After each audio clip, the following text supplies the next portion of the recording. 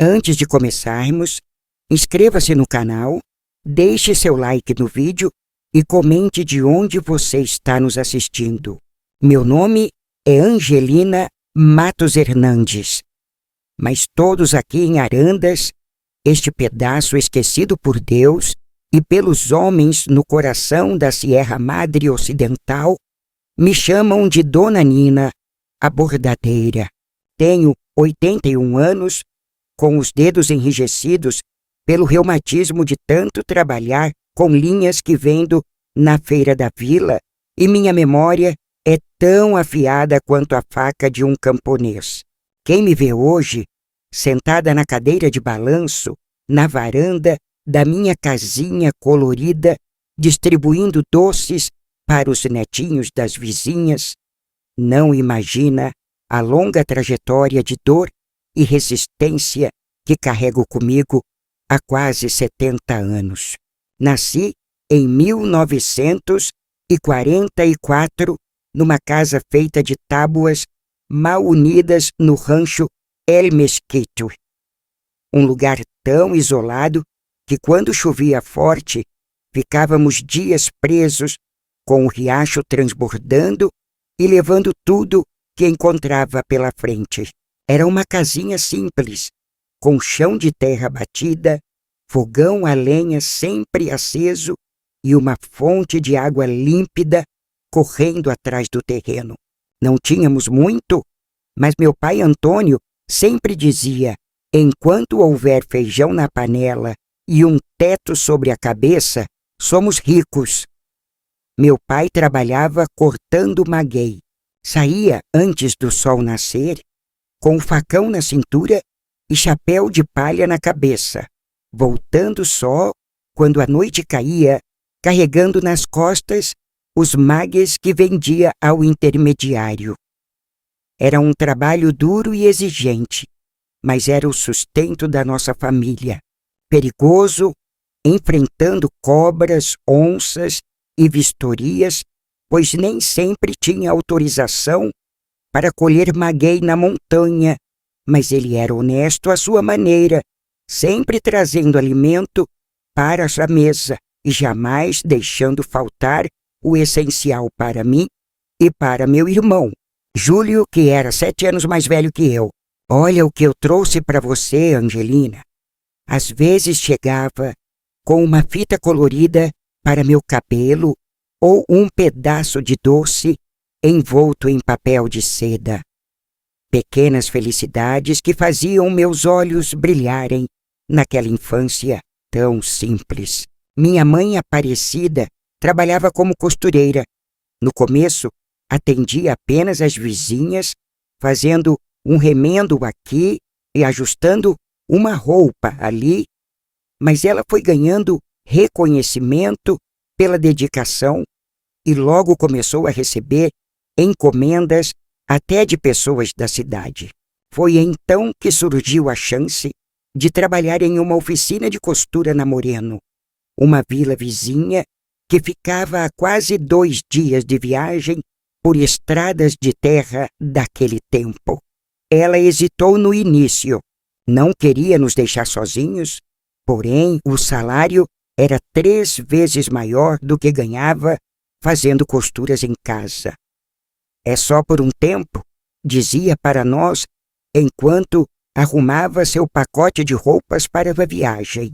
Logo vou juntar um dinheirinho bom e voltarei para ficar com vocês, e quem sabe até compre uma máquina de costura nova. No começo, ela retornava toda semana, passando quase o domingo inteiro na viagem apenas para ficar algumas horas conosco. Depois, as visitas foram ficando menos frequentes.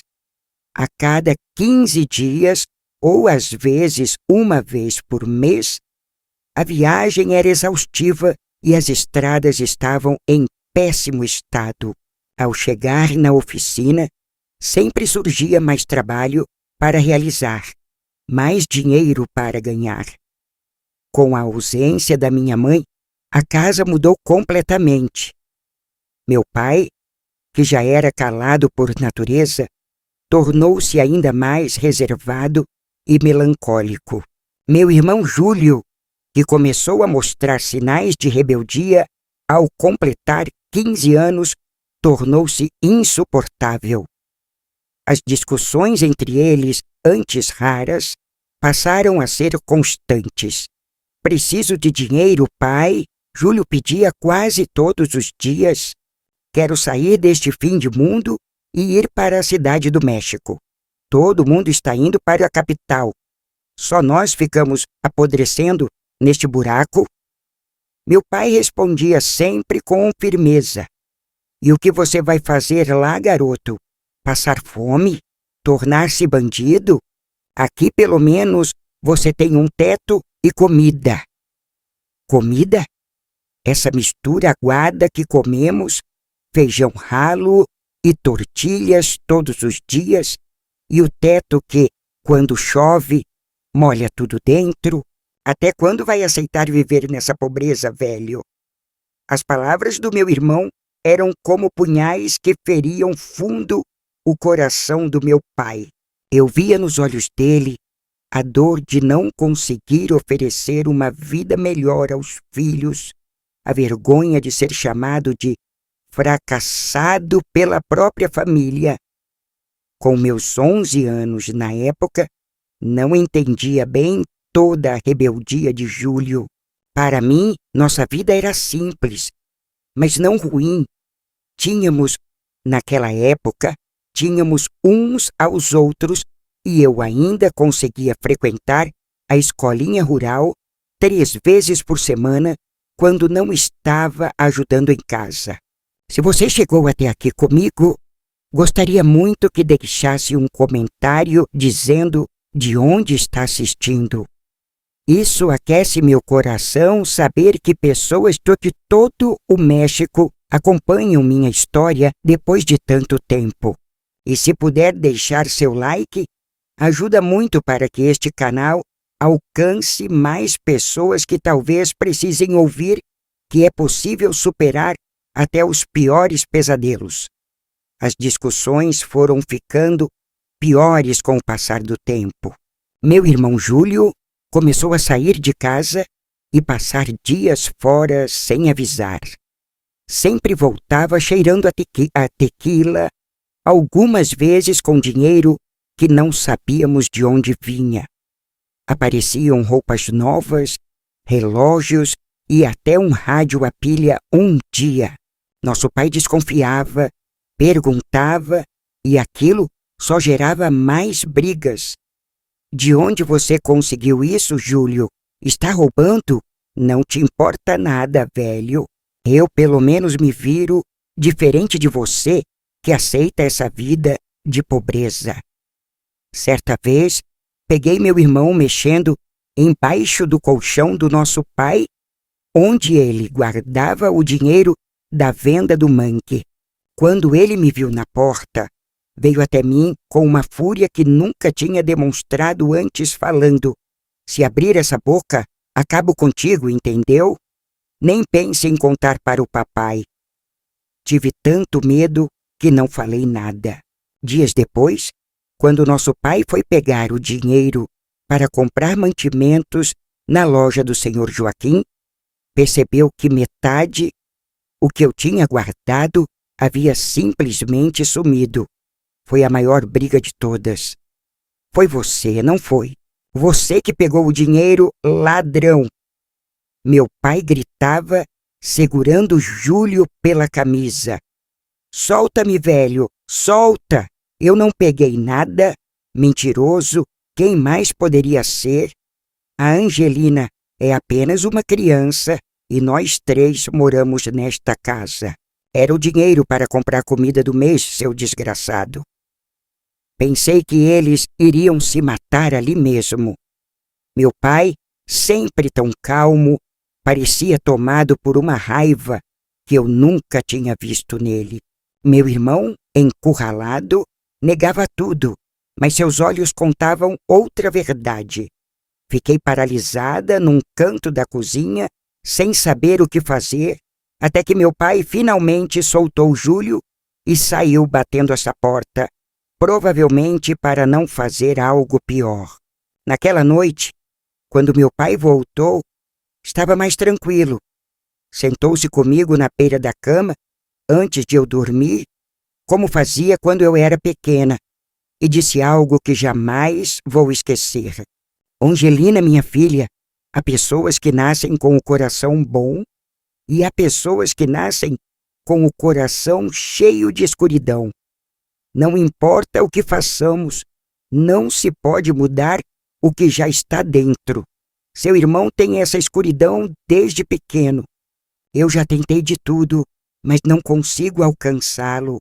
Prometa que sempre estará do lado da luz, filha, que nunca deixará a maldade do mundo endurecer seu coração. Prometi sem entender bem o que tudo aquilo queria dizer. Só muito tempo depois eu conseguiria compreender a profundidade daquelas palavras. Quão ciente meu pai já estava de que algo terrível estava se formando dentro da nossa casa. A situação se agravou quando minha mãe enviou uma carta informando que ficaria alguns meses a mais sem voltar para casa. O ateliê havia aumentado a produção. Estavam pagando horas extras e ela queria juntar mais dinheiro. Antes de retornar, enviou algo de dinheiro junto com a carta e algumas roupas novas que havia feito para mim. Meu pai ficou arrasado, mas não demonstrou isso. Apenas guardou o dinheiro embaixo do colchão, junto com o restante das economias, e continuou com sua rotina. Júlio, por outro lado, explodiu quando soube da notícia. Você vê? Até ela não suporta mais essa vida miserável. Prefere ficar longe da gente do que voltar para esse buraco. Respeite sua mãe, garoto. Ela está se matando, trabalhando para vocês, a fim de garantir um futuro melhor. Futuro? Que futuro existe aqui, pai? Me diga. Vou acabar igual a você, carregando sacos nas costas até o corpo não aguentar mais, morando numa casa de barro que mal tem banheiro. A discussão foi tão intensa que Júlio desapareceu por quase uma semana. Quando voltou, estava diferente, mais calmo, quase amável. Até começou a ajudar meu pai com algumas tarefas em casa, consertou o telhado que tinha goteiras, algo que nunca fazia antes. Meu pai desconfiou dessa mudança repentina, mas preferiu acreditar que talvez o filho estivesse finalmente amadurecendo. Está vendo, Angelina? As pessoas... Pode mudar. Disse-me certa noite, enquanto jantávamos arroz com feijão e uma abóbora que ele mesmo cultivara no quintal. Seu irmão está mostrando que pode ser diferente. Mal sabia ele que aquela tranquilidade era apenas o prenúncio da tempestade mais cruel que nossa família enfrentaria. Antônio não havia mudado. Apenas aguardava o momento exato, como aqueles pumas que meu pai dizia ficarem imóveis na mata, observando a presa, escolhendo a hora perfeita para atacar. E o ataque, quando finalmente veio, destruiu para sempre a menina que eu era. A menina que ainda acreditava que o mundo poderia ser um lugar bom, que as pessoas podiam mudar, que o amanhã seria melhor que o hoje. Tudo isso morreu numa noite de chuva forte, quando o trovão abafou os gritos do meu pai e o sangue dele manchou para sempre o chão de terra da nossa cozinha. Mas essa parte da história, meus queridos, é algo que nenhum ser humano conseguiria imaginar como possível. Se você chegou até aqui comigo, pegue a minha mão enrugada que eu te levarei pelos cantos mais obscuros da minha memória. aqueles que tentei esquecer por tantos anos, mas permanecem gravados na minha alma como cicatrizes que o tempo não apaga. Faziam 3 dias que minha mãe avisara por carta que só retornaria depois de mais 1 mês. 3 dias em que meu pai andava cabisbaixo, trabalhando ainda mais, saindo antes do galo cantar e voltando quando a noite já havia caído, consumido até o último raio do sol. 3 dias em que meu irmão Júlio estava estranhamente calmo, até ajudando em casa, algo que jamais fazia. Naquela noite, a chuva caía com tanta intensidade que parecia querer levar nossa pequena casa junto. As gotas batiam no teto de metal, produzindo um som ensurdecedor. Os relâmpagos rasgavam o céu, iluminando a cozinha por breves instantes, enquanto os trovões faziam as paredes tremerem como se fossem feitas de papel. Noites assim eram frequentes em Arandas, mas aquela tinha algo diferente, um peso no ar que até eu, com meus 11 anos, conseguia perceber. Meu pai chegou mais cedo do trabalho por causa da tempestade. Estava sentado à mesa da cozinha, iluminado pela luz fraca do lampião, contando as notas que conseguira com a venda do maguey daquela semana. Não era muito, mas junto com o dinheiro guardado, dava para comprar mantimentos para o mês e ainda sobrar um pouco. Ele olhou para mim e disse: "Olha, Angelina", mostrando algumas moedas ao colocá-las em minha pequena mão. "Isto é para você, para comprar aquele caderno novo que precisava para ir à escola." Sorri sentindo o frio do metal na palma da mão, imaginando o caderno de capa dura que vira na loja do Sr. Joaquim. Era tão lindo, com um desenho de flores na capa. Seria meu primeiro caderno novo, não um daqueles reaproveitados que a professora conseguia para as crianças mais pobres. Nesse instante, Júlio entrou na cozinha. Ele tinha um olhar estranho, meio vidrado, e exalava cheiro de tequila, embora estivesse sóbrio o bastante para caminhar sem cambalear. "Contando dinheiro, pai, quanto tem aí?" perguntou, puxando uma cadeira e sentando-se em frente ao meu pai. "Não é da sua conta, Júlio. Vai dormir que já está tarde." "Não é da minha conta? E de quem seria então? Sou seu filho.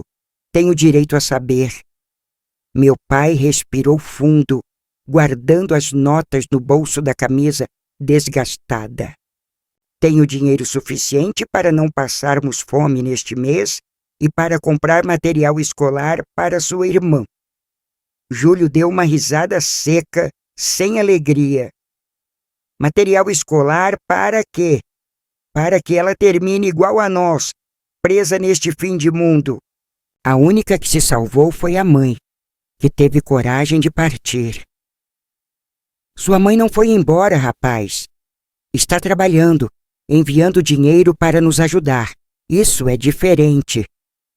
"Não é diferente. Ela não volta porque não suporta mais essa vida miserável e eu também não suporto." Meu pai levantou-se da cadeira, os olhos brilhando de raiva contida. "Então vá você também. Já é adulto. Pode procurar a vida em outro lugar. Só não volte achando que vai levar o dinheiro que eu suei para ganhar." Foi quando vi meu irmão tirar algo do cinto. Na fraca luz do lampião, não conseguia identificar o que era. Só quando o metal refletiu o clarão de um raio que rasgou o céu, percebi que era uma faca. Não uma faca qualquer. Era o velho canivete da casa do meu pai, aquele que ele usava para cortar frutas com cabo de madeira esculpida e lâmina longa e afiada. Me dê o dinheiro, pai, disse Júlio, com uma voz diferente, fria, como nunca antes ouvira. Me passe tudo que tem aí e também o que está escondido debaixo do colchão. Meu pai ficou parado, olhos fixos na faca, depois no rosto do filho. Não havia medo, apenas uma tristeza profunda, uma decepção que pesava toneladas. Então é isso? Vai roubar seu próprio pai, o homem que te deu a vida, que te criou e sempre colocou comida na sua mesa? Pare com essa cena. Júlio retrucou. Não é roubo, é pegar o que me pertence por direito. Você nunca iria me dar de qualquer jeito. Guardei cada centavo pensando no futuro de vocês dois. A voz do meu pai falhou. Eu fiz isso para que vocês tivessem algo melhor do que eu tive. E é assim que você retribui. Júlio avançou, a faca apontada para o peito do meu pai. Chega de conversa. Cadê o dinheiro? Tudo aconteceu muito rápido. Meu pai tentou segurar o braço do meu irmão. Eles lutaram, derrubaram o lampião que se apagou ao cair e ficamos na escuridão total, iluminados apenas pelos relâmpagos ocasionais. Ouvi gritos, sons de luta, coisas caindo no chão. Fiquei paralisada num canto, muda de medo, sem conseguir correr ou gritar por ajuda. Quando um relâmpago mais forte iluminou a cozinha, por alguns segundos, vi uma cena que transformaria minha existência para sempre. Meu irmão Antônio estava em pé, segurando uma faca na mão, da qual pingava sangue. Nosso pai jaz no chão, com uma mancha escura que se espalhava por sua camisa clara. Seus olhos abertos encaravam o teto, enquanto a boca permanecia entreaberta, como se quisesse dizer algo mais. O trovão que seguiu o relâmpago engoliu meu grito de horror. Antônio se voltou para mim. Somente então, percebendo que eu estava ali todo o tempo, testemunhando tudo, seus olhos encontraram os meus, e o que vi neles congelou minha alma. Não havia remorso nem choque, apenas uma frieza calculista, como se tivesse acabado de matar uma galinha para o almoço, e não tirado a vida do próprio pai. Você viu o que me fez fazer, Angelina? Disse com voz estranhamente tranquila. A culpa é sua também? Se você não tivesse ficado do lado dele, se não estivesse sempre me acusando. Dei um passo para trás e bati na parede fria. Sabia que precisava correr, gritar, buscar ajuda, mas meu corpo não respondia. Era como estar presa num pesadelo em que se tenta gritar, mas nenhum som sai. Agora somos só nós dois, continuou se aproximando devagar. Até que a mãe volte, vai ter que me obedecer. E se contar para alguém o que aconteceu aqui, bem, já viu do que eu sou capaz. Assenti com a cabeça, tremendo tanto que meus dentes batiam um no outro. Não era uma promessa, era puro terror. Antônio acendeu o lampião, caído, iluminando novamente a cozinha. O corpo do meu pai estava no chão, os olhos ainda abertos, fixos no vazio. Quis correr até ele, abraçá-lo, dizer que o amava, mas o olhar do meu irmão me prendeu no lugar. Vá para o seu quarto e não saia de lá até eu mandar, ordenou ele, já se agachando para mexer nos bolsos do meu pai. Tenho que arrumar essa bagunça.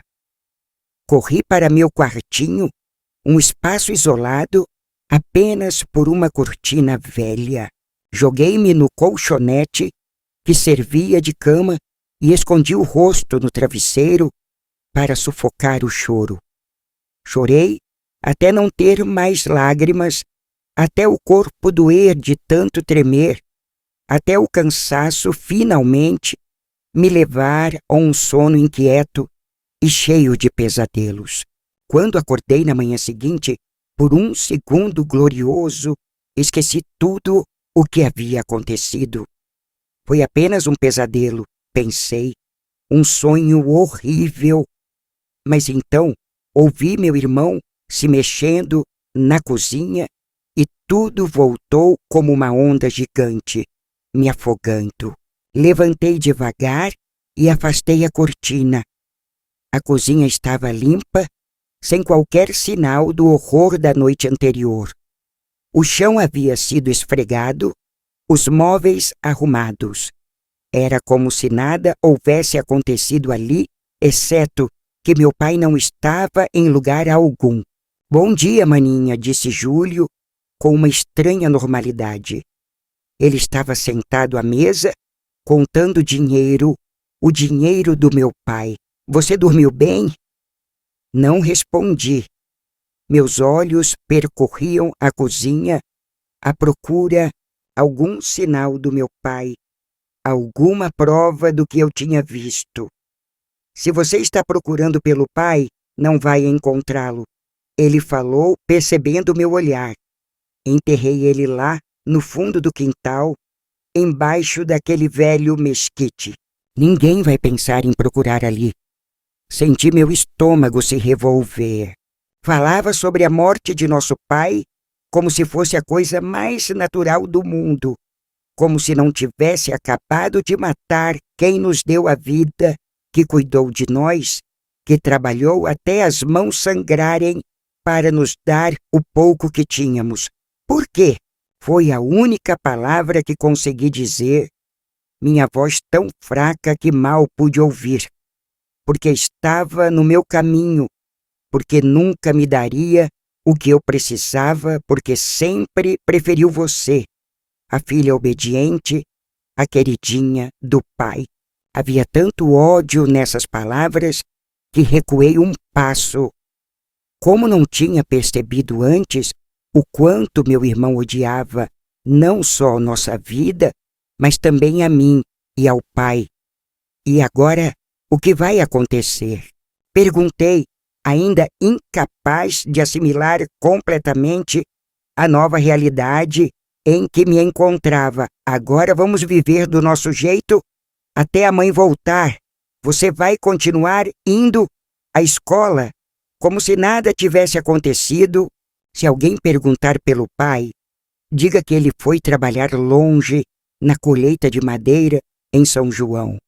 E quando a mãe voltar, bem, diremos o mesmo para ela. Ele se levantou da cadeira e veio até mim. Instintivamente, recuei até sentir a parede fria nas minhas costas. E lembre-se, Angelina, falou, segurando meu queixo com firmeza, obrigando-me a olhar em seus olhos. Se você contar a alguém, a qualquer pessoa, o que aconteceu aqui ontem à noite, farei com você o mesmo que fiz com ele. Entendeu? Assenti com lágrimas escorrendo silenciosamente pelo rosto. Muito bem.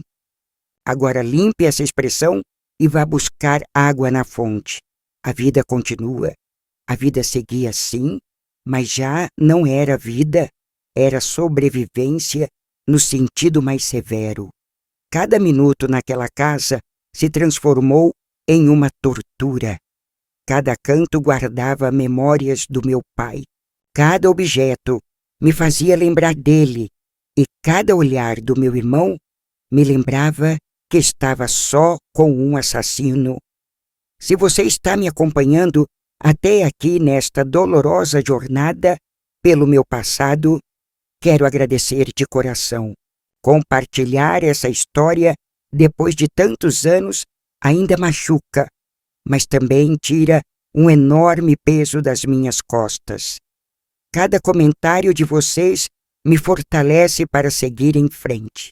E se puderem deixar o seu like, isso ajuda o canal a alcançar mais pessoas que talvez precisem ouvir que mesmo nos momentos mais sombrios é possível encontrar um caminho de volta à luz.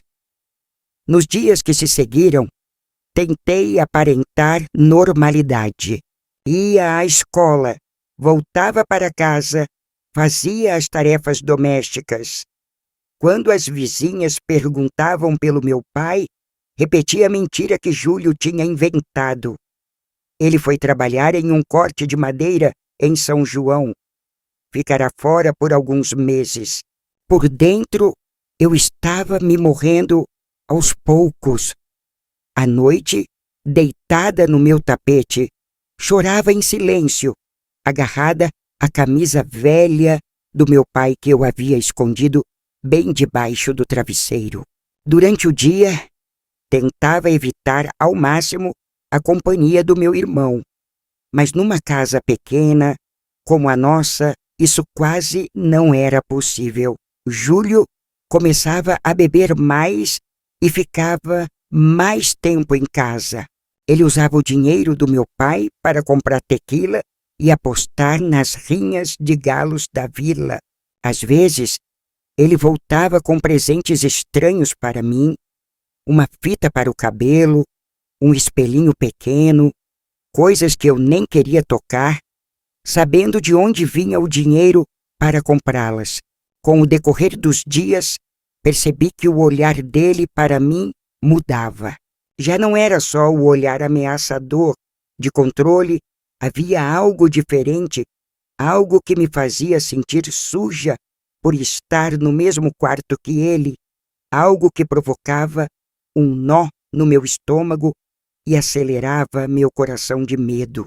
Uma parte de mim sabia o que estaria por vir e essa parte já pensava em como me proteger quando chegasse a hora, porque no fundo da minha alma eu sabia que o pior ainda estava por acontecer. Foi numa quinta-feira, quase 2 semanas depois da morte do meu pai, que o meu pior pesadelo começou a se tornar real.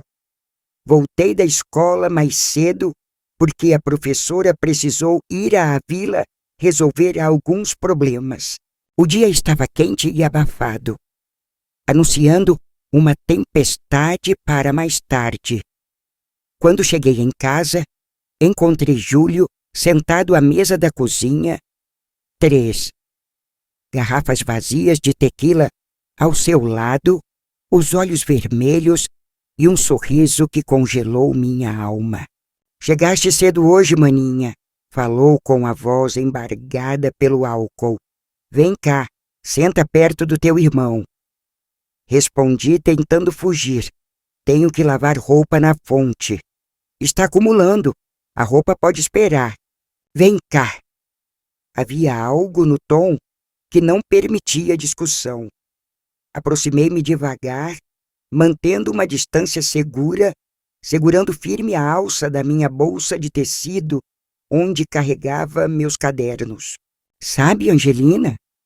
Começou, me examinando de um jeito que fazia todo o meu corpo tremer de repulsa. Você está parecida com a mamãe. Os mesmos olhos, o mesmo jeito de andar. Dei um passo para trás, o coração batendo tão forte que parecia que ia explodir. Reconhecia aquele olhar. Era o mesmo que eu via nos homens mais velhos quando olhavam meninas que já tinham corpo de mulher, mesmo com apenas 13 ou 14 anos. Você é meu irmão, disse com voz fraca de medo. Para com isso. Ele riu, um riso sem alegria. E daí, aqui em casa as regras são minhas agora. O seu pai não está mais para proteger você. Sua mãe está longe. Quem vai impedir? Naquele momento fiz o único possível. Corri. Corri para fora da casa como se ele estivesse atrás de mim para o mato, para qualquer lugar longe dele. Ouvi seus gritos me chamando. Depois, o som dele desaparecendo, tropeçando e caindo. Provavelmente porque estava demasiado embriagado para me alcançar. Permaneci escondida na mata por várias horas, tremendo de medo, imaginando o que aconteceria quando tivesse que retornar. A chuva que ameaçava finalmente apareceu, forte e implacável, deixando-me encharcada até os ossos. Mesmo assim, preferi ficar ali sob a água do que voltar para aquela casa que um dia foi meu lar e que agora se transformara na minha prisão. Só voltei quando a escuridão já dominava, rezando para que Júlio tivesse bebido tanto que estivesse desmaiado. Felizmente, foi exatamente isso que encontrei.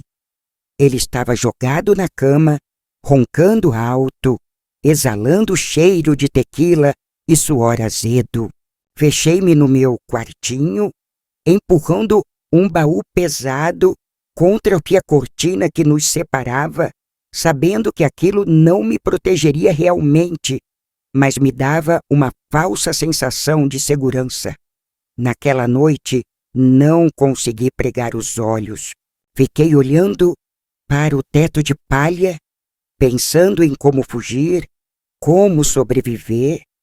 Lembrei da minha mãe, que deveria voltar em poucas semanas se a carta que enviou estivesse correta. Será que eu conseguiria resistir até lá? Mesmo resistindo, ela acreditaria quando eu contasse o que Júlio havia feito com o meu pai, ou ficaria do lado dele, que sempre foi o seu preferido? Na manhã seguinte, Júlio acordou com uma ressaca terrível, vomitando no quintal e amaldiçoando o mundo. Aproveitei para fugir cedo, antes que percebesse que eu estava saindo, e fui para as artes escola. Lá, pelo menos, eu me sentia segura, sentia-me protegida, distante de suas garras. Foi na escola, sentada em um canto do pátio, enquanto comia minha refeição, que comecei a elaborar um plano. Não podia continuar vivendo daquela maneira, esperando todo dia que algo pior acontecesse. Precisava me defender, precisava agir. A professora Aurora percebeu meu silêncio, as olheiras profundas e a forma como me assustava com qualquer barulho alto e perguntou: "Está tudo bem, Angelina?" Respondi: "Sim, professora, só sinto falta do meu pai." Uma mentira que já saía com facilidade depois de tantas vezes repetida. Ela disse: "É normal, querida. Trabalhar longe não é fácil para ninguém, mas ele logo voltará, certo?" Assenti contendo as lágrimas. Se ela soubesse a verdade, se eu pudesse contar, mas o medo era maior. O medo de que ninguém acreditasse em mim, o medo do que Júlio faria se soubesse que falei.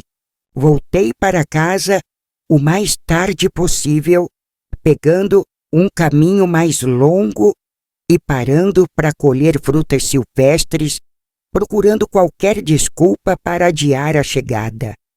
Quando finalmente não pude mais escapar, entrei devagar, esperando o pior. Júlio estava estranhamente calmo. Chegou até a preparar comida, arroz com feijão mal cozido, mas ainda assim comida. Angelina comentou quando me viu entrar: "Venha comer, fiz o jantar para nós." Desconfiei daquela gentileza repentina, mas estava com tanta fome que me sentei e comi em silêncio, mantendo os olhos fixos no prato para evitar o contato visual. Ele disse: "Desculpe pelo que aconteceu ontem." Depois de um tempo, ele estava bêbado. Disse coisas sem sentido. Você é minha irmãzinha, não deveria ter falado desse jeito. Pensei. Queria acreditar. Por um instante rápido, desejei crer que o Júlio de antes, o irmão que brincava comigo quando eu era pequena, que me carregava nos ombros pelas trilhas da montanha, tinha voltado. Mas observei o suficiente para entender que as palavras para ele não tinham valor algum. Tudo bem, respondi ainda sem olhar para ele. Vou dormir, estou cansada. Nos dias que se seguiram, o Júlio manteve aquela gentileza falsa. Preparava comida, perguntava como tinha ido na escola e até consertou o telhado que estava com vazamentos. No entanto, eu percebia os detalhes pequenos, a maneira como seus olhos me seguiam pela casa, como sempre achava um motivo para me tocar ao passar e como ele ficava olhando para mim dormir através da cortina fina que separava nossos quartos. Cada noite era um tormento, deitada no escuro, ouvindo sua respiração do outro lado e rezando para que naquela noite não fosse o momento em que a tênue barreira entre nós seria quebrada. Ah, meus caros, como é difícil falar sobre essas coisas, mesmo depois de tanto tempo. O coração ainda aperta, as mãos tremem ao lembrar, mas eu preciso contar, preciso tirar esse veneno que ficou guardado dentro de mim por décadas. Foi numa noite de sábado que o inevitável aconteceu. O Júlio tinha saído durante o dia e voltou tarde, cheirando a tequila, como sempre. Eu estava deitada, fingindo estar dormindo, quando ouvi alguém puxar a cortina do meu quarto. Sei que você está acordada, Angelina, sussurrou com a voz rouca. Pare de fingir. Fiquei imóvel, o coração batendo tão forte que tinha certeza de que ele podia escutar. Senti o peso dele afundar no colchão ao sentar-se ao meu lado. Você tem me evitado, maninha. Por quê? Somos só nós dois. Agora precisamos cuidar um do outro. A mão pesada dele tocou meu braço e foi como levar um choque. Todo e do meu corpo reagiu com repulsa. Me deixe em paz, Júlio. Falei com a voz tremendo, afastando-me o máximo que consegui. Não seja assim, persistiu a mão, que agora segurava meu braço com força. Eu te cuido, te dou comida, te abriguei, e é assim que você agradece. Pedi, as lágrimas escorrendo. Por favor, sou sua irmã, isso está errado. As mãos dele subiram até meu pescoço, apertando de leve uma ameaça clara. O que está errado é você ter nascido e roubado toda-se a atenção do papai e da mamãe. O que está errado é que você sempre foi a mimada, a protegida. Agora é minha vez de ter o que quero. Foi nesse momento que algo explodiu dentro de mim. Aquele medo paralisante virou uma raiva imensa, uma fúria que nunca tinha sentido antes. No escuro, minha mão procurou ao redor e achou uma tesoura velha que usava para cortar retalhos. Num movimento rápido, apontei para o braço dele e enfiei a tesoura com toda a minha força. O grito que Júlio deu devia ter acordado até as corujas na floresta.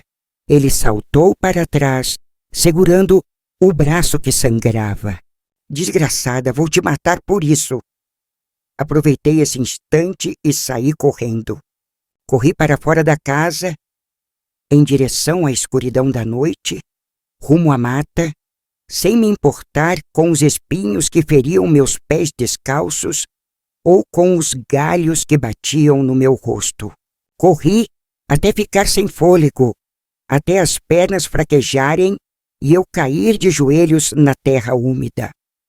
Passei a noite inteira escondida numa pequena caverna que conhecia desde a infância, tremendo de frio e medo, imaginando o que faria ao amanhecer.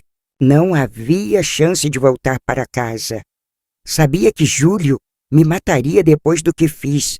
Não podia ir para a vila, pois todos fariam perguntas que eu não conseguiria responder.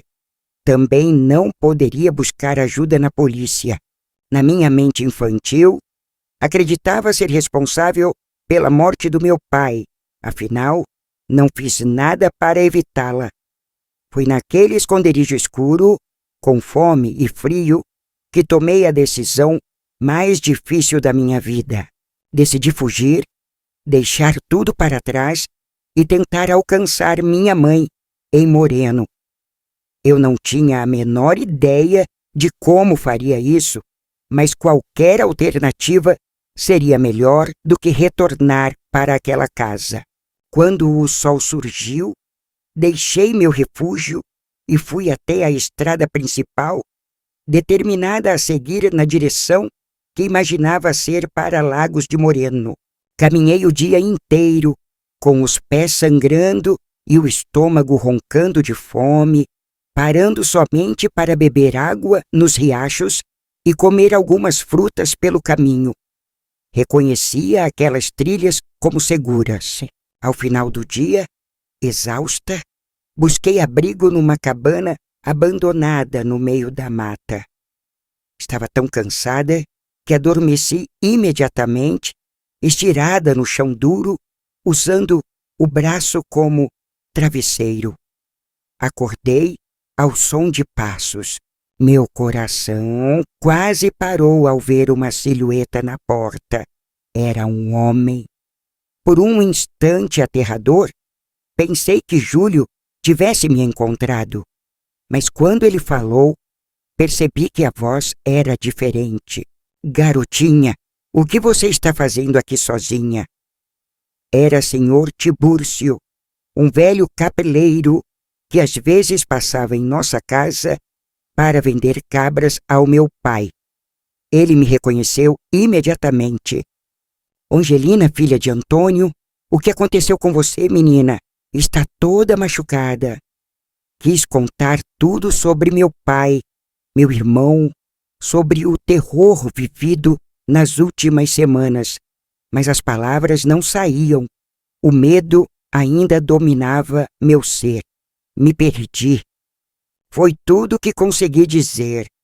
Estava procurando o caminho para Lagos de Moreno, onde minha mãe está trabalhando. Senhor Tibúrcio me olhou desconfiado, mas não perguntou mais nada. Você está indo na direção errada, garota. Lagos fica do outro lado. Venha, vou levá-la até a estrada que vai para lá. Passam carroças levando mercadorias. Talvez consiga uma carona. Segui o velho em silêncio, grata pela ajuda, mas ainda tremendo de medo, olhando para trás constantemente, esperando ver Júlio surgir da mata a qualquer momento. Finalmente chegamos. No caminho principal, já com o sol alto, Antônio me deixou ali, oferecendo um pedaço de pão retirado de sua própria mochila. Fique aqui, menina. Logo, alguém irá passar para o povoado. Perguntei hesitante se ele realmente tinha certeza de que eu não queria retornar para casa. Meu pai devia estar preocupado. Engoli em seco, quase revelando a verdade. Respondi que não podia voltar, precisava encontrar minha mãe.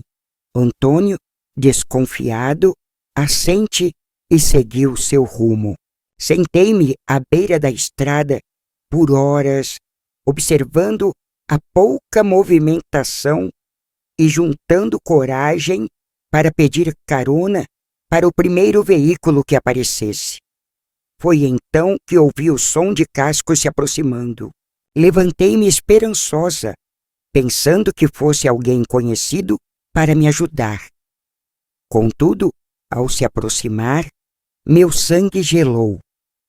Montado num cavalo, Júlio tinha o braço enrolado com um curativo improvisado e o olhar carregado de ódio. Ele disse que me havia encontrado sua irmãzinha, desmontou e veio até mim. Perguntou se eu realmente achava que poderia fugir. Imaginem, quem está ouvindo, o quanto senti pavor. Estava exausta, machucada e sem forças para correr de novo. Júlio puxou meu braço com força, arrastando-me para o cavalo, dizendo que tínhamos assuntos pendentes. Percebi naquele momento, desesperado, que aquela talvez fosse minha última chance. Se eu voltasse com ele, talvez não sobrevivesse para contar essa história. Tomei uma decisão que mudaria para sempre o rumo da minha vida. Vamos para casa. Temos assuntos importantes para resolver, você e eu. As palavras de Júlio ainda ecoavam na minha mente enquanto eu lutava para chegar até o cavalo. Minhas pernas tremiam, meu coração parecia querer saltar pela boca. Naquele momento, algo dentro de mim despertou uma força que eu desconhecia, nascida da mais pura desespero. Quando ele se virou para montar no cavalo, ainda segurando meu braço, minha mão livre encontrou uma pedra grande no chão. Sem hesitar, levantei a pedra e bati com toda a força na cabeça dele. O som foi terrível, como um coco verde se partindo. Júlio cambaleou, me soltou e caiu de joelhos, a mão na cabeça de onde o sangue já começava a escorrer. Maldita! Murmurou tentando se levantar, mas caiu novamente. Não esperei para ver o que aconteceria depois. Montei no cavalo com uma agilidade que nem sabia que possuía e parti galopando, sem olhar para trás, sem saber se tinha matado meu irmão ou apenas ferido. Naquele instante, só pensava em fugir, em sobreviver. Cavalguei por horas, seguindo o caminho principal, rezando para que estivesse na direção certa, rumo a Lagos de Moreno. O cavalo, um animal calmo, acostumado com Júlio, obedecia aos meus comandos simples. Quando anoiteceu, parei num pequeno clareira, afastado da estrada. Tinha medo de continuar no escuro, de me perder, e também precisava descansar. Amarrei o cavalo a uma árvore e lhe dei água de um riacho próximo. Abaixei-me sob uma grande árvore, tremendo de frio e medo. Não consegui dormir. Cada som da floresta me assustava. Cada sombra parecia ser Júlio vindo me procurar. Mais do que o medo dele, o que me torturava era a dúvida. Eu havia matado meu próprio irmão. Agora eu era uma assassina, assim como ele. Quando o primeiro raio de sol atravessou as folhas, levantei-me dolorida e montei no cavalo novamente. Precisava continuar. Precisava encontrar minha mãe antes que Júlio me encontrasse, se é que ainda estava vivo. Por volta do meio-dia, avistei as primeiras casas de uma aldeia desconhecida. Parei em uma loja e perguntei ao dono, um homem corpulento, com um grosso bigode, se eu estava no caminho certo para Lagos de Moreno. Ele respondeu que sim, que bastava seguir esta estrada por cerca de 20 quilômetros para chegar lá. Perguntou o que uma criança como eu fazia sozinha por aquelas bandas e de quem era o cavalo. Respondi que era do meu pai, embora tenha mentido com o coração acelerado. Disse que ele me mandou buscar minha mãe, que trabalhava na oficina de costura próxima. O homem me olhou desconfiado, mas concordou. Ofereceu um pouco de água, dizendo que eu parecia alguém que não comia nem bebia há dias. Aceitei a água e um pedaço de pão com linguiça que devorei em segundos. Só então percebi o quanto estava faminta. Agradeci e segui a viagem com a certeza de estar no caminho correto. À tarde, quando o sol começava a se pôr, avistei as primeiras casas eram feitas de madeira em Lagos de Moreno.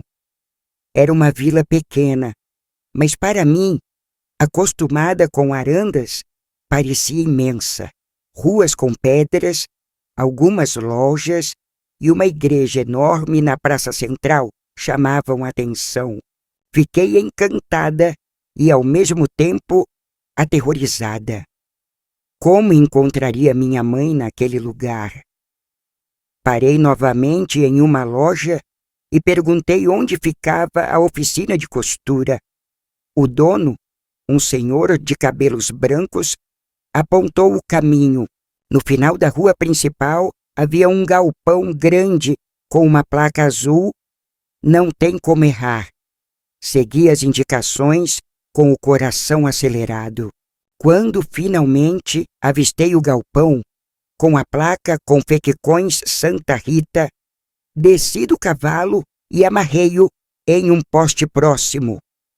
Minhas pernas mal me sustentavam ao entrar pela porta principal. Um sino tocou quando abri a porta. Uma jovem veio me atender, franzindo a testa ao ver meu estado. Suja, machucada, com roupas rasgadas. "Posso ajudar?" perguntou desconfiada. "Procuro minha mãe, Aparecida Matos. Ela trabalha aqui." O rosto da jovem iluminou-se com um sorriso. "Ah, dona Cida, claro, ela está lá no fundo. Quer que eu a chame?" Fiquei sem palavras. A emoção de estar tão perto da minha mãe, depois de tudo que havia passado, não me permitia falar. A jovem sumiu por uma porta nos fundos e segundos depois ouvi a voz que mais queria escutar no mundo inteiro. "Angelina, minha menina." E ali estava ela, minha mãe, mais magra do que imaginei. Lembro-me com olhos inchados de tanto chorar. Porém, ainda era a pessoa mais linda que eu já tinha visto. Antônio abriu os braços e eu desabei em prantos, abraçando-o tão forte que parecia que iria me partir ao meio. "O que aconteceu, filha? Por que estás assim, toda machucada? Onde estão seu pai e seu irmão?" Chegou a hora, o momento de revelar tudo, de aliviar aquele terror que vivi nas últimas semanas, mas as palavras não saíam. Como contar para minha mãe que seu filho mais velho matou meu pai, tentou abusar da irmã? Que talvez eu tenha ferido meu irmão com uma pedra na cabeça? "Calma, filha", disse ela, apertando-me ainda mais. "Vamos para uma casa onde estou ficando. Lá você me conta tudo." A casa era um quartinho nos fundos da oficina, com uma cama de solteiro, uma cozinha pequena e um banheiro minúsculo. Mesmo assim, parecia um palácio diante do horror que eu deixara para trás. Minha mãe esquentou água, me deu banho como fazia quando eu era pequena, cuidou dos meus ferimentos, me ofereceu comida quente. Só depois, sentadas à beira da cama, ela segurou minhas mãos e pediu: "Agora me conte, filha, tudo." Eu falei com a voz trêmula de medo, contei sobre as brigas cada vez piores entre meu pai E Júlio, falei da noite da tempestade, da faca, do sangue do meu pai manchando o chão da cozinha. Revelei os dias de terror sozinha com meu irmão, sobre suas ameaças e... Aquela noite em que ele tentou me tocar ficou marcada na minha memória. Eu contei tudo sobre minha fuga, a pedrada, a busca desesperada até encontrá-la. Quando terminei, minha mãe estava pálida, como se fosse um espectro, com as mãos trêmulas e lágrimas silenciosas descendo pelo rosto marcado pelo trabalho árduo. Meu Deus, ela sussurrou, abraçando-me forte. Meu Deus, o que eu fiz? O que eu fiz deixando vocês sozinhos com ele? Ela sempre soube que Júlio era problemático, às vezes violento, mas jamais imaginou que pudesse ir tão longe. A culpa que vi em seus olhos era quase insuportável. Não é sua culpa, mãe, disse segurando suas mãos. Você não sabia. Ninguém sabia. Naquela noite dormi abraçada à minha mãe, na cama pequena, exausta no corpo e na alma, mas pela primeira vez em semanas sentindo-me segura. O pesadelo havia acabado, ou pelo menos eu achava isso. Na manhã seguinte, fomos despertadas por batidas fortes na porta. Minha mãe abriu e encontrou 2 homens. Um era o delegado da cidade, o outro um policial. Atrás deles, pálido e com a cabeça enfaixada, estava Júlio.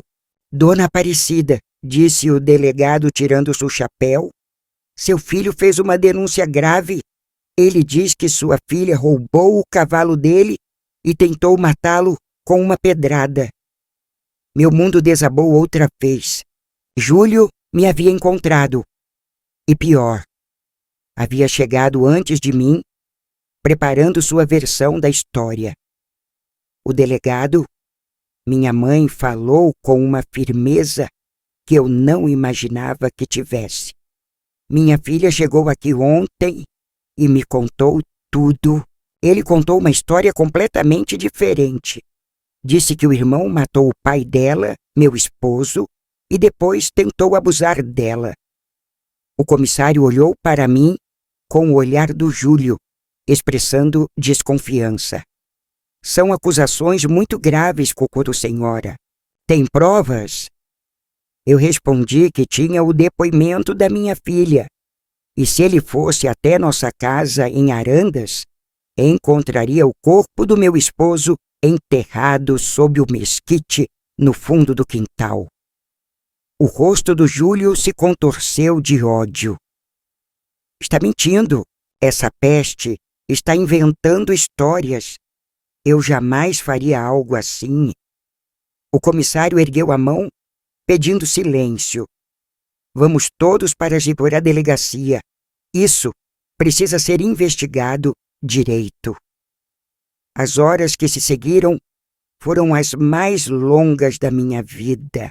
Sentada numa sala pequena e abafada da delegacia, contei minha história mais uma vez, detalhando cada horror e cada momento.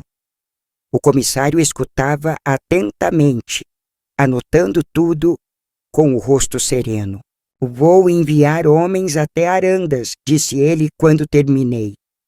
Se encontrarem o corpo, como disse, seu irmão será acusado de homicídio. Enquanto isso, vocês 2 ficarão aqui na cidade. Passei 3 dias em agonia esperando notícias. Júlio estava preso numa cela da delegacia e eu morria de medo que ele conseguisse fugir e viesse atrás de mim novamente. Não conseguia dormir nem comer e qualquer barulho na rua me assustava. No 4º dia, o comissário apareceu no quarto onde estávamos hospedadas. Seu rosto era sério e encontramos o corpo estava exatamente onde a menina indicou. Ficava enterrado sob o mesquite. Minha mãe desabou em uma cadeira, as mãos cobrindo o rosto enquanto chorava. Eu fiquei imóvel, tomada por uma mistura de alívio e horror. Por um lado, finalmente acreditavam em mim. Júlio pagaria pelo que fez. Por outro, a confirmação da morte do meu pai tornava tudo muito real, dolorosamente real. E agora o que acontece? Minha mãe perguntou entre soluços. O filho dela seria transferido para uma prisão em Guadalajara, onde aguardaria o julgamento. Ele é menor, tem 16 anos, mas pelo crime cometido responderá como adulto. A pena para homicídio duplamente qualificado pode chegar a 30 anos. 30 anos. Esse número ecoava na minha cabeça. Júlio ficaria preso até ser um senhor. Deveria sentir-me vingada, aliviada, mas só havia um vazio imenso e uma tristeza sem fim. Perdemos tudo. Meu pai estava morto. Meu irmão passaria a vida atrás das grades. Nossa casa, em Arandas, estava agora marcada por lembranças fortes demais para que pudéssemos retornar. Nos meses seguintes, minha mãe e eu tentamos reconstruir nossas vidas.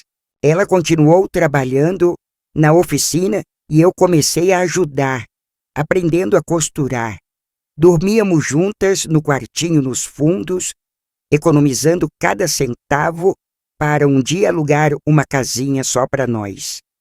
O julgamento de Júlio aconteceu quase um ano depois. Foi a primeira vez que o vi desde aquele dia na delegacia. Ele estava mais magro e mais pálido, mas o olhar cheio de ódio continuava igual. Quando ele me viu entrando no tribunal, seus olhos se estreitaram e murmurou algo que não consegui ouvir, mas consegui ler em seus lábios: "Eu vou te pegar algum dia." Essas palavras congelaram minha alma.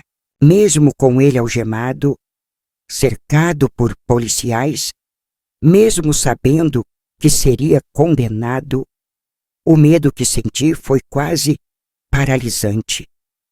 Foi naquele momento que entendi que nunca estaria verdadeiramente segura enquanto ele estivesse vivo. Sentada naquele banco duro do tribunal, comecei a planejar minha verdadeira vingança. Não bastava que ele fosse preso, não bastava que pagasse pelos crimes na prisão.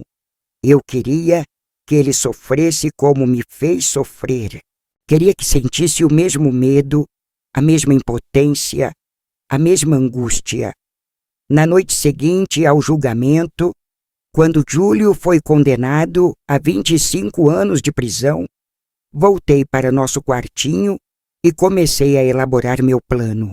Era uma estratégia longa, que exigiria paciência, determinação e uma frieza que eu nem sabia que tinha. Primeiramente, precisava me tornar financeiramente independente. Passei a trabalhar mais horas na oficina, aprendendo todos os segredos da costura. Depois, comecei a aceitar trabalhos extras à noite, costurando roupas sob medida para as senhoras ricas da cidade. Meu talento natural com agulha e linha logo me fez conhecida e em poucos anos, aos 18 anos, já tinha juntado dinheiro suficiente para alugar uma pequena casa. O espaço para mim e minha mãe era diminuto. Aos 20 anos, inaugurei meu próprio ateliê de costura, um local diminuto no centro da vila. Aos 22, já contava com 3 funcionárias trabalhando comigo. Aos 25, adquiri minha primeira residência particular, uma construção de 2 andares com varanda, algo que jamais sonhei em possuir. Durante todo esse tempo, não parei de acompanhar o paradeiro de Júlio. A cada 6 meses, eu ia até Guadalajara para checar se ele continuava preso. Descobri que ele era um detento difícil, sempre se envolvendo em brigas e permanecendo frequentemente na cela de isolamento. Aos 27 anos, soube que Júlio havia sido transferido para uma prisão de segurança máxima na cidade do México após tentar assassinar outro preso. Essa notícia deveria me alegrar. Estava ainda mais distante, mais longe, mas apenas fortaleceu minha vontade. Meu plano mal havia começado. Se você está me acompanhando nesta jornada sombria, saiba que o pior, ou melhor, dependendo do ponto de vista, ainda estava por vir. A verdadeira vingança, aquela que planejei meticulosamente durante anos, só chegaria quando Júlio acreditasse que finalmente estava livre, quando pensasse ter deixado seu passado para trás, quando imaginasse que poderia voltar a me amedrontar. O tempo passou, deixando sua marca implacável nas minhas rugas e nos primeiros fios grisalhos no meu cabelo. Minha mãe adoeceu, uma enfermidade pulmonar que os médicos disseram ser causada pela poeira dos tecidos que ela inalou durante anos no ateliê. Cuidei dela até o fim, observando aquela mulher forte enfraquecer pouco a pouco, até que numa noite, simplesmente não acordou mais. Sua partida me deixou vazia durante meses. Era como se o último elo com minha vida passada tivesse se rompido.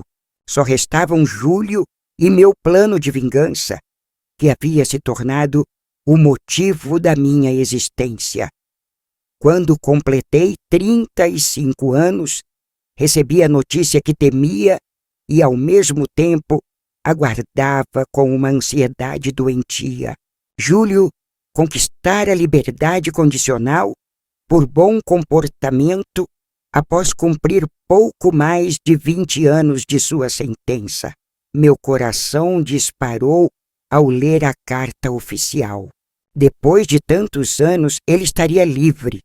Livre para retornar, livre para cumprir a promessa silenciosa que fizera no tribunal muitos anos atrás. Mas eu não era mais aquela menina assustada de 11 anos. Era uma mulher bem-sucedida, respeitada, com recursos e contatos e, o mais importante, preparada para ele. A notícia da liberdade condicional de Júlio caiu como uma pedra no meu estômago.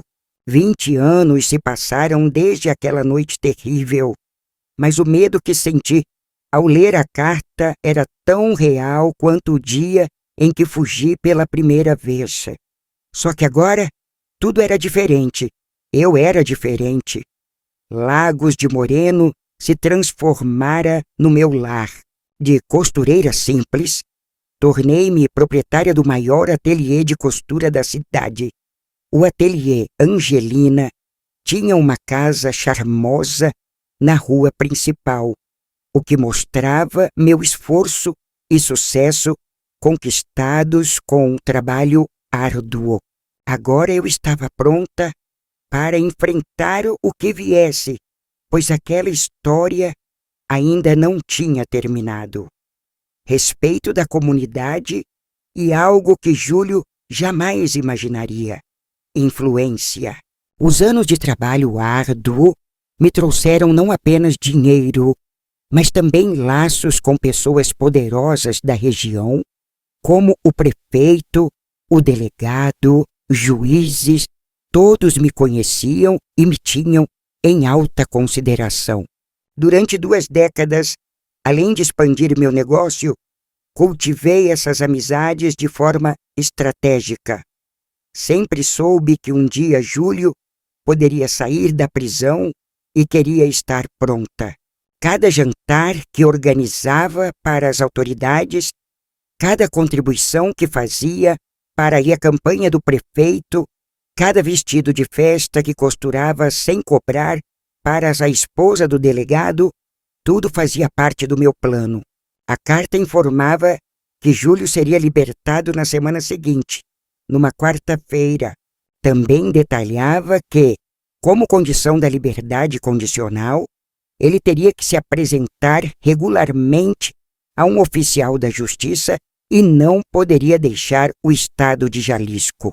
O que a carta não mencionava, porém eu soube por minhas fontes, era o local para onde ele iria depois de ser solto.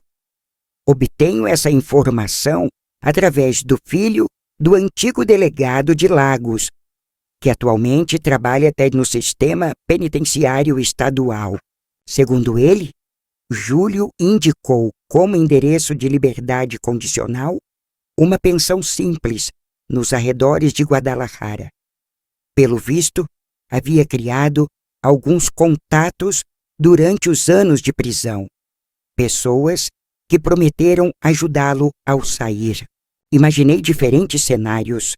Júlio poderia simplesmente começar uma nova vida longe dali, esquecer o passado para sempre, nunca mais voltar. Mas ele continuaria me procurando.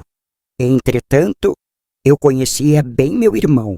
O rancor era o único sentimento que o mantinha vivo, a única emoção que ele realmente compreendia. Ele viria atrás de mim, cedo ou tarde. Na noite antes de sua soltura, não consegui pregar os olhos. Passei o tempo andando pela casa, conferindo trancas de portas e janelas, mesmo sabendo que sua chegada não seria tão imediata. Instalei um sistema de alarme bastante moderno, porém o medo superava a razão. Uma semana se passou sem nenhuma notícia, depois 2. Quase comecei a acreditar que talvez, só talvez, ele tivesse decidido me deixar em paz. Foi quando recebi o primeiro sinal, uma carta sem remetente. Dentro, apenas uma folha com 5 palavras escritas em letras tortas. Não esqueci a minha promessa. Minha pele gelou. Ele sabia onde eu morava, me encontrara, mesmo após tantos anos, mesmo com todas as mudanças que eu tinha feito. Levei a carta ao comissário Antônio, um homem que havia se tornado meu amigo ao longo dos anos. Angelina, isto é sério? Disse ele após ler a ameaça. Vou designar uma patrulha para passar regularmente na sua casa e nós vamos monitorar as condições da liberdade condicional dele. Caso ele ultrapasse a área permitida, podemos mandá-lo de volta para essa prisão. Agradeci, mas sabia que isso não bastaria. Júlio era astuto demais para ser capturado com facilidade. Provavelmente enviara a carta por meio de outra pessoa, mantendo-se dentro dos limites estabelecidos. As limitações geográficas que me impuseram fizeram com que eu começasse a viver em estado constante de vigilância. Contratei um segurança particular para cuidar da porta da minha loja durante o dia. À noite, dormia com um revólver debaixo do travesseiro, presente do comissário que me ensinou a atirar por precaução. 2 semanas após receber a carta, avistei um homem parado do outro lado da rua, observando minha loja. Era o fim da tarde, o sol já começava a se pôr. Mesmo com a distância e passados mais de 20 anos, reconheci-o de imediato. Era Júlio, mais velho, mais magro, com quase todos os cabelos brancos, mas ainda com os mesmos olhos Aqueles olhos que atormentaram meus pesadelos por décadas. Ele não fez nada, apenas ficou ali, parado, me observando. Quando percebeu que eu o tinha visto, sorriu com um sorriso frio e calculista que me fez lembrar da noite em que matou nosso pai. Em seguida, simplesmente virou-se e foi embora, sumindo na esquina. Aquela noite foi a pior, desde que soube de sua liberdade condicional. Ele não precisava fazer mais nada além de se mostrar. O recado estava claro. Estou aqui, estou te observando e quando menos esperar, agirei. Foi nesse momento que decidi colocar meu plano em prática. Não podia esperar mais. Não podia mais viver com aquele medo constante. Se ele queria me aterrorizar e mostrar seu poder sobre mim, eu provaria que já não era aquela menina indefesa de antes.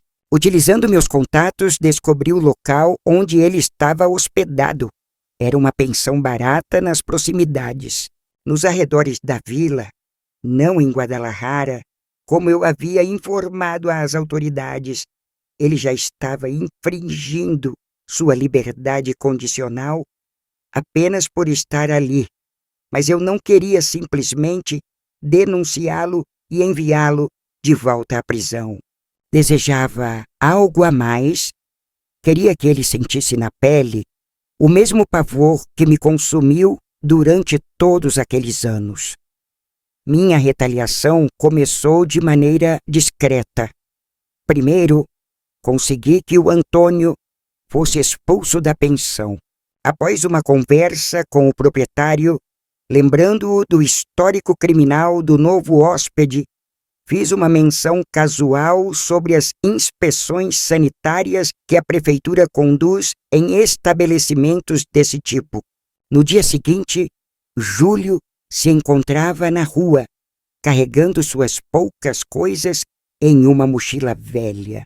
Depois, fui dificultando suas chances de conseguir trabalho na vila, espalhando palavras aqui e ali, até que todos os comércios soubessem que ele fora condenado por assassinato e tentativa de abuso. Ninguém queria empregar alguém assim, especialmente numa vila pequena como Lagos de Moreno.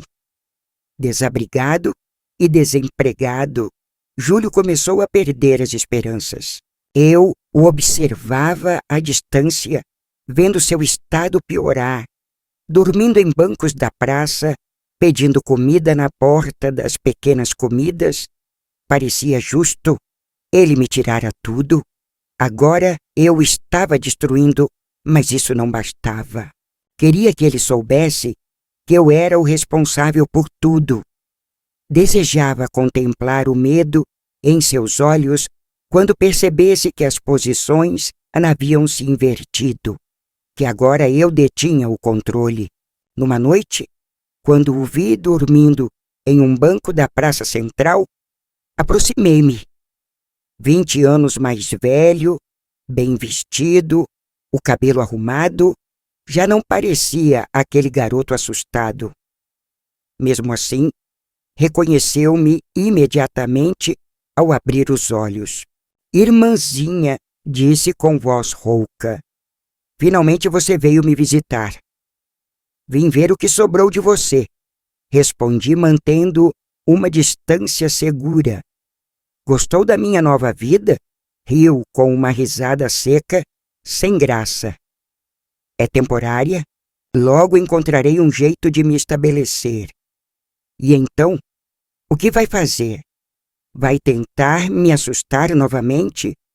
Vai tentar me fazer mal como naquela noite? Quem sabe? Respondeu com aquele sorriso frio que eu conhecia bem também. A vida dá muitas voltas, não é verdade? Foi nesse momento que percebi que meu irmão, mesmo reduzido àquela condição miserável, não demonstrava medo. Pelo contrário, parecia acreditar ainda que tinha algum poder sobre mim, que podia me ameaçar. Eu precisava ir além, muito além. Nos dias seguintes, intensifiquei a minha vingança. Fiz com que o expulsassem até dos lugares onde os moradores de rua costumavam se abrigar. Certifiquei-me de que ninguém lhe oferecesse comida ou ajuda. Aos poucos, ele foi empurrado para as margens da cidade, para os locais mais isolados e perigosos. Uma semana depois do nosso encontro na praça, recebi uma ligação do comissário Cláudio. Angelina, preciso que venha à delegacia, é sobre seu irmão. Meu coração disparou. Será que havia feito algo errado? Talvez machucado alguém? Ou pior, teria descoberto minha participação em seu infortúnio e me denunciado? Quando cheguei à delegacia, o delegado estava sério, com o semblante pesado. Encontramos teu irmão hoje de manhã às margens do rio. Não resistiu. As palavras demoraram a fazer sentido na minha mente. Júlio morto. Como? Por quê? O que tinha acontecido? Pelo que conseguimos apurar, continuou o delegado, ele se envolveu com pessoas perigosas, daqueles que jamais devesse dinheiro. Foi encontrado com sinais de agressão severa. O médico legista afirmou que provavelmente morreu por hemorragia interna. Uma mistura de sentimentos me invadiu. Alívio por saber que nunca mais precisaria temê-lo, culpa por ter contribuído indiretamente para aquele desfecho, mas principalmente uma sensação de justiça enfim realizada. O ciclo estava completo. Precisamos que faça o reconhecimento oficial e cuide do enterro, acrescentou o delegado. Sei que não tinham uma boa relação, considerando o que fez com teu pai, mas farei o necessário, respondi, interrompendo-o. Era meu irmão. Apesar de tudo, naquele mesmo dia vi o corpo de Júlio pela última vez, deitado na fria mesa do necrotério. Parecia menor, mais frágil do que jamais fora em vida. Os sinais de violência eram claros, rosto inchado e roxo, cortes profundos, ossos quebrados. Uma parte de mim queria sentir tristeza, queria sentir pena, mas o que brotava era uma paz estranha. Organizei um enterro simples, sem cerimônia religiosa. Estávamos apenas eu e o coveiro quando o caixão barato foi depositado na terra. Não chorei, não rezei, apenas fiquei ali, contemplando, sentindo o peso dos anos se desfazendo lentamente, como se uma corrente invisível que me prendia ao passado tivesse enfim se rompido. Ao retornar para casa naquela noite, sentei-me na porta e observei as estrelas, refletindo sobre tudo o que aconteceu, sobre como aquela menina assustada de 11 anos havia se tornado a mulher que sou agora, sobre como o medo esteve comigo por tanto tempo que quase não reconhecia a sensação de estar finalmente livre dele. Pai, murmurei para o céu estrelado. Acabou. Finalmente, acabou. Nos meses que se seguiram, surpreendi-me com o que sentia. Não houve a euforia que imaginei que teria ao ver Júlio sair da minha vida para sempre. Em vez disso, veio uma calma profunda, uma aceitação pacífica, como se um longo e doloroso capítulo tivesse chegado ao fim, permitindo que um novo começasse. Retomei o foco no meu negócio, que havia deixado de lado durante aquelas semanas turbulentas. Passei a participar mais da vida da comunidade abrir-me mais para as pessoas e até comecei a considerar algo que antes nunca havia pensado: ter uma família minha. Aos 35 anos, muitos sonhos renasciam dentro de mim. Diziam que já era tarde, mas para mim parecia que a vida estava apenas começando. Foi numa festa da igreja que encontrei Sebastião, um viúvo alguns anos mais velho que eu, com 2 filhos já adultos. Ele era um homem gentil, calmo, totalmente diferente dos homens que eu conhecia até então. Algo nele, talvez o jeito como seus olhos pareciam sorrir mesmo nos momentos de seriedade, ou a forma atenta com que me escutava, me conquistou imediatamente. Nosso namoro foi devagar, cheio de respeito. Ele nunca pressionou nem pediu mais do que eu podia oferecer. Quando me pediu em casamento, após 6 meses, senti uma mistura de alegria e medo. Será que estava pronta para compartilhar minha vida com alguém depois de tudo que vivi? Conseguiria confiar plenamente em outrem? Contudo, Sebastião tinha paciência. Não precisa responder agora, disse ele. Pense com calma e leve o tempo que quiser. Estarei aqui aguardando. 1 mês depois, aceitei. A cerimônia foi simples. Apenas amigos próximos e a família dele presentes. Comecei uma nova etapa na minha vida, aprendendo aos poucos a ser esposa, madrasta e integrar uma família outra vez. Nunca tive filhos biológicos. Os médicos explicaram que traumas físicos e emocionais da minha infância deixaram marcas irreversíveis nessa área. Mas os filhos de Sebastião me acolheram como parte da família e, com o tempo, os netos chegaram para encher nossa casa de felicidade. Os anos foram passando, as rugas surgindo, os cabelos brancos se multiplicando. Antônio partiu antes de mim, há quase 10 anos, vítima de um ataque cardíaco durante o sono. Foi uma perda dolorosa, diferente da dor profunda que senti ao perder meu pai. Aquela foi uma dor madura, uma saudade que convivia com a gratidão pelos momentos que compartilhamos. Agora, aos 81 anos, sentada nesta cadeira de balanço e observando a vida passar pela janela, reflito sobre tudo que vivi, o terror daqueles dias em Arandas, o longo percurso de reconstrução e a vingança que, no fim, não saiu exatamente como imaginei, mas trouxe o fechamento que eu tanto precisava. Aprendi que a vida raramente segue os rumos que planejamos, que a dor pode nos quebrar ou fortalecer, dependendo da escolha que fazemos ao enfrentá-la. Mesmo nas circunstâncias mais desesperadoras, sempre existe uma saída, sempre há um amanhã. Meus queridos que me acompanharam até aqui nesta jornada dolorosa pelo meu passado, muito obrigada por escutarem uma velhinha desabafar memórias que carreguei por tantas décadas. Se esta história tocou seu coração de alguma maneira, por favor, deixe seu like para que outros possam conhecê-la.